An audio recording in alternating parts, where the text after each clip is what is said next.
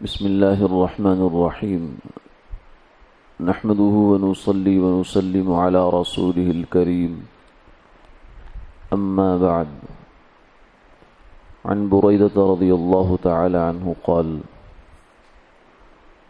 كنا في الجاهلية إذا ولد لأحدنا غلام ذبح شاة وحلق رأسه بدمها فلما جاء الإسلام كنا نذبح الشاة يوم السابع ونحلق رأسه ونلطخه بزعفران.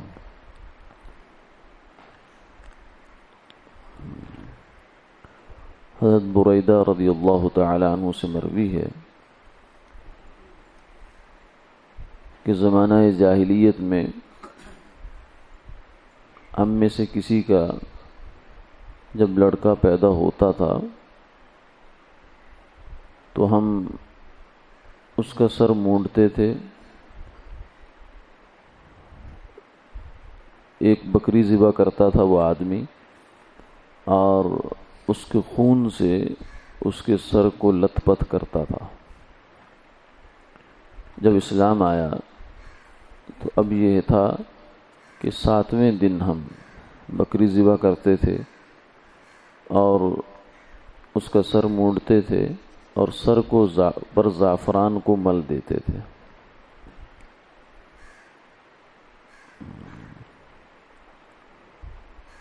بچے کی پیدائش پر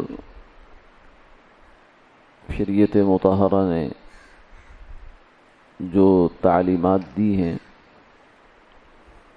اس میں سے سب سے پہلی تو یہ ہے کہ اس کے کان میں اذان دی جائے۔ رسول اللہ صلی اللہ علیہ وسلم نے اپنے نواسے حسن رضی اللہ تعالی عنہ کے کان میں خود اذان دی، نماز والی اذان۔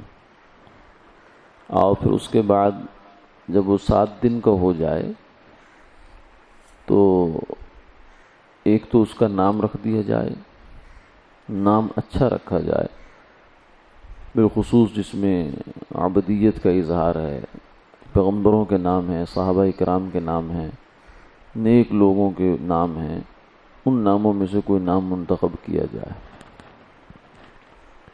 اور دوسرا کام یہ ہو کہ اس دن اس کے سر کے بال کٹوائے جائیں اور ان بالوں کے برابر چاندی صدقہ کر دی جائے۔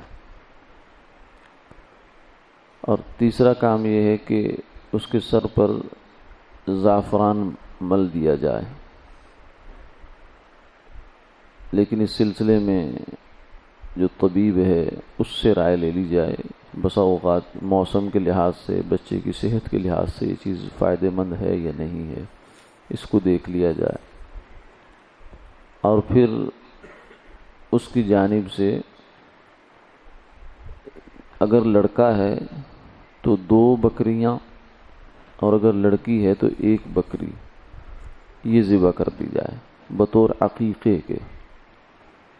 یہ عقیقہ جو ہے یہ فرض واجب نہیں ہے، یعنی ایسا ضروری نہیں کہ اگر کوئی نہ کرے تو وہ گناہگار ہو، یا اگر استطاعت نہیں ہے تو ہر صورت میں استطاعت پیدا کرے اور پھر کرے، ایسا نہیں۔ یہ اس درجے میں مطلوب نہیں ہے، بلکہ یہ ایک مستحب عمل ہے یا سنت عمل ہے۔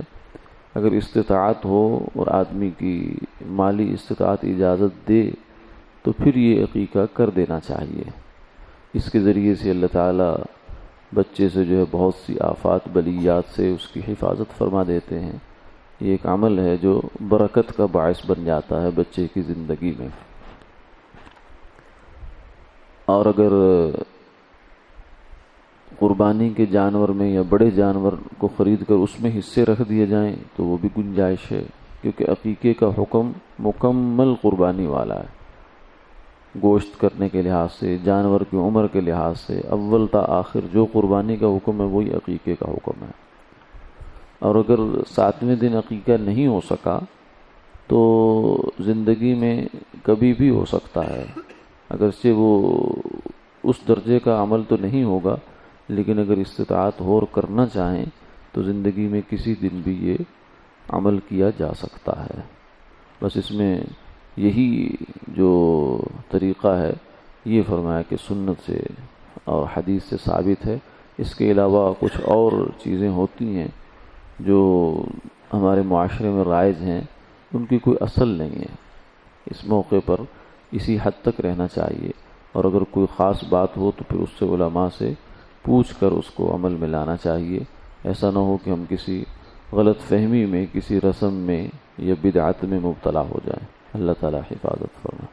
آمین.